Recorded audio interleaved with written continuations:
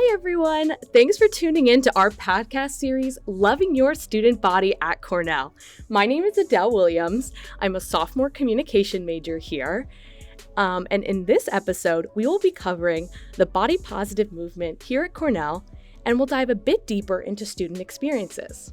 Can you introduce yourself? Yeah, hi everybody. My name is Claudia León. I am a junior in Arts and Sciences, studying American Studies with minors in Latino Studies and History. I am co-president of Body Positive Cornell, and yeah. Awesome. Thanks for coming in today. Thank you for having me. I asked you here today so that we can talk a little bit more about the amazing stuff your organization is doing. But before we get into that, can you tell us how you got started with Body Positive Cornell? Yeah, so I am a junior, which means I came in fall of 2019. And just for some background, I think I, like many other people, have struggled with like body image issues and like food issues for a lot of my life. And I think by the time I got to Cornell, I was kind of under the impression that I was over it, if not like doing fine. And then I think that shift just to like a completely new environment, kind of threw me off my balance. And I heard about these groups ran by Body Positive Cornell. They are peer-led groups that ran for, I think it was 8 weeks at the time. And I signed up for one. It was just like a thing to do on a Wednesday night. And it was really good. I went to all of the sessions. I really liked the curriculum, so I just started getting more involved with the club. I applied to be a facilitator, not the next semester, but the one after. And now I'm on the club's e-board. That's awesome. So can you tell me a little bit more about those groups? Yeah, so these are part of the work that Body Positive Cornell does. It is run in conjunction with Cornell Health. We have a Cornell Health staff member who is our club advisor and also the program coordinator. These are groups that run for 7 to 8 weeks. We have different, I guess you could call them affinity groups or identity-based groups. So we have one just for the general student body. We have usually a pan-health group, a group for student athletes, a group for, it used to be women of color, but now we're just we're trying to be more gender inclusive, so just people of color now. And now this semester, we are running an LGBT group for the first time. And these groups, each one of them kind of approaches it a different way, but there's basically a curriculum. There's a national organization called Be Body Positive, and they have a curriculum that we kind of follow and tailor to our own groups, obviously. But they teach these things called the 5 competencies of health, and it's basically just a way to connect with your inner body wisdom, cultivate compassion for your body, learn how to care for yourself intuitively, so intuitive movement, intuitive eating. And yeah, it's not, I think a lot of people have a misconception that it's kind of a therapy group, but it's not, because it's run by students. It's more just a place for people to come together and discuss issues that we kind of all have in common. Or not. Amazing. Yeah. So with these groups, you're bringing in a lot of different students from all over Cornell to talk about this positivity. How do you reach out to such different students? So that's actually where the club comes in. We can get into this a little bit more later, but part of what the club does is help with outreach. So we do stuff like postering, social media outreach, talk to different organizations, reach out to residence halls, sororities, fraternities, just a lot of outreach, and just hope that people come. And they do. I mean, it's a relevant topic. A lot more people than you'd think struggle with these things. So I feel it draws a pretty diverse crowd. Definitely. I know, everybody has a body, everybody has a different relationship with their own. So yeah, tell me more about what your organization does overall. So, okay, Body Positive overall is it's a student organization, student run, and it was created to foster a body positive community. That's kind of the biggest emphasis, just community. And it's split into, I guess, 2 different parts, you could call it. There's the Body Positive Club, which is what I'm the co-president of, and that deals more with the student outreach, student interaction, face-to-face stuff. We put on events, programs, and have opportunities for students to get involved beyond the 8-week program, because for some people that might just be too much of a commitment, or you just don't have time, or maybe you just don't have the interest. But you still want to be involved somehow. So that kind of gives people an outlet to do that. And then we also have like the Be Body Positive program, which is what is run in conjunction with Cornell Health, that does the 8-week programs talking about like the 5 competencies and like intuitive self-care and all that. So now that we've kind of discussed like how your organization reaches out to people and encourages this body positivity on campus, I'm curious more what the student experience is truly like. Have you guys done any surveys or reached out and heard students' perspectives after they've gone through these programs? So we as students haven't sent those out, but there are like at the end of each semester, I guess, yeah. At the end of each semester, the program coordinators send out a form, like a feedback form. That's actually like how you can indicate interest if you like want to come back and like take the facilitator course. So we haven't done it like as students reaching out to students, but it has been done more in the sense of like collecting feedback about the program, and like the feedback's been really good. I haven't like looked through the individual responses because I'm not allowed. But like looking at testimonials, like speaking from my own experience, from the experience of people that I know, it's a fairly popular program, or not like popular might be the wrong word. Well received. Well received. Yeah. Do you know like how many people are in your group? Do you know how many? So my group this semester is a little bit of an anomaly. It's usually 10 to 12, but that's also because it's usually facilitated by 2 people. My group this semester is 6 people because I'm the only person facilitating it. But yeah, between 10 to 12. How many of these groups have you led? This is my 2nd semester facilitating. What do you think about the difference between being a participant and teaching it? How has this affected you? Honestly, I don't see it as that different because since there is a curriculum that we're following, it's not like I'm necessarily like creating plans or something. So for me, I think like the most, like I see it as a very enriching experience because I get to come back to the curriculum like over and over again and see, like review the same material, but under a completely different frame of mind. And it's just been really interesting to see how I've grown, like certain activities that we do, like comparing my answers a year and a half ago to comparing the answers now is just like completely different. So it's been very gratifying, I would say. It must be to see such growth. I was wondering more about like your growth while you've been in this club. Like how has your perspective on body positivity changed throughout, if you're comfortable sharing? Yeah, I would say the biggest thing that I have gained is self-compassion.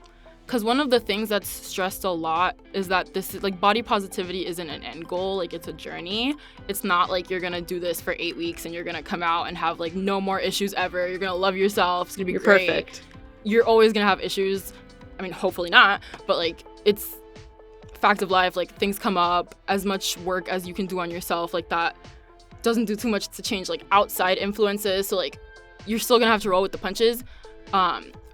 But it prepares you to do that pretty well by instilling you with like the values of like compassion for yourself and like listening to your body. Like I am a lot more sympathetic with myself at the fact that I'm not perfect, I guess. I don't know if no that one makes sense. is. But like yeah, like when I'm having a bad day, which is not infrequent, like it happens, I no longer feel the urge to, I guess, like metaphorically, like beat myself up about it. It's a lot easier to remove myself and be neutral about the situation and be like, well, this is like my critical voice speaking. This isn't me. Like, this isn't reflective of who I am as a person or my health. It seems like you have kind of like better tools on how to manage these kind of situations. Yeah, definitely. And I think that's actually like on the Body Positive website, like I think that's what they call it, like practical toolkits to deal with this. Yeah, I know that the like metaphor of tools is pretty popular with a lot of mental health initiatives because it's like you have to work on yourself with the metaphorical tools, but you can always gain new ones, get new tools.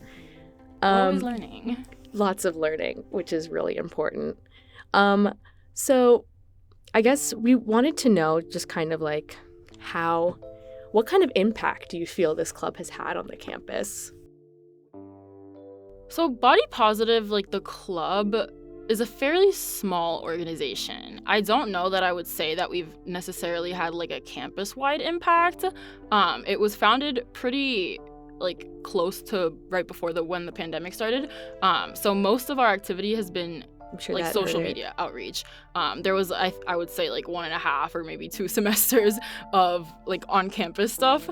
So right now we're kind of working on building that base, because we did pretty well on social media. Like, again, I think it's because like it's a message that people want to hear, and like it's an issue that affects a lot of people.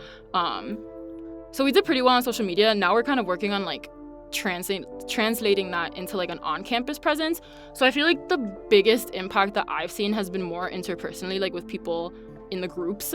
That community you stressed. Yeah, exactly. Like for me, like the first group that I led, I think was really special to me, because at the end, like just like talking to people and having them tell us like how much it impacted them, and like some of them coming back and like being facilitators, like it's really gratifying, because at least I know now, like, or not at least I know, like it helps me, so I know. But yeah, I don't know, it's good to have that reassurance of like this is good work that is helping people, even if it's like a couple of people at a time, like 10 to 12 people at a time. Yeah, I mean, every little bit counts, right? Exactly. I hope that those listening today or watching on YouTube can really take this moment to reflect on their own relationship with their body and hopefully seek out more resources. Could you tell people how they can get involved with your organization if they're Cornell students? Yeah, so follow us on Instagram at Body Positive Cornell. In our bio, we have a nice little link tree with a nice little interest form that people can fill out and join. We have a Slack channel right now. We are working on bringing G bodies back, and hopefully once we bring G bodies back, we'll be able to like, because we're really trying to emphasize, general body, just for those though. We're trying to emphasize like consistency. Like I mentioned, like we want to build a strong base. We want to make sure that we're not coming and like don't have the capacity to keep it organizing like for a long time, because it is a sensitive issue. Like even if we're not like therapizing people, it's something that has to be treated with a lot of care. So we want to make sure that we have like a strong foundation. But for now, like we have our email list, our Slack, where people can kind of stay in touch. And there's literally always the option of just like emailing me, because we're always looking for people who like want to get involved and want to help. Yeah, you want to shout out your NED ID? Yes, CIL8. They never understand me at the testing center. For any non-Cornell people that might be watching, that's how we communicate online. Are there any more like anything else you want to share that from your experience with this organization before we go? Maybe I'll read out like the competencies. Just like list the competencies out. What does that mean? Yeah, so the competencies are kind of like the 5 pillars of the Body Positive curriculum, and if you become a facilitator, you do like a course that teaches you more in depth about all of these, but like reclaim health, practice intuitive self-care, cultivate self-love, declare your own authentic beauty, and build community. And this all just kind of ties into the bigger picture of, again, practical tools and community building to kind of like support each other through this. And yeah, I think it's really beautiful. I think like Body Positive also loves to, or not loves, but like, yeah, Body Positive really emphasizes like the health at every size approach, like providing people with like empirical, weight neutral information about health, tackling issues and isms like fat phobia and like sizeism, which are actual forms of like structural oppression that affect people. And yeah, like there's always a lot of work to be done, and I just hope that people are mobilized to kind of help themselves and help each other. Yeah, I think it's important that we all, try to help ourselves the best we can. I mean, especially in such a stressful academic environment, I know that outlets such as these can really help to build people up. And for those listening, there's a lot of resources on campus for peer mentoring for mental health with EARS, as well as Body Positives groups. When do you guys start up next semester's groups? They usually start about a month into the semester, so people have time to sign up. But yeah, we go hard with the outreach, so you'll see us somewhere. And we'll be putting more resources in the description of this video so that you all can know where you can reach out on Cornell as well as nationally if you don't go here. So I'd just like to thank you again so much for coming. And make sure you guys tune in to the rest of the episodes from this series. I hope that this inspires you all to get involved and to start loving yourself even more. And as a little send-off, no matter where you are or what time of the day, I hope that you all have a great day. Thank you. Thank you for having me.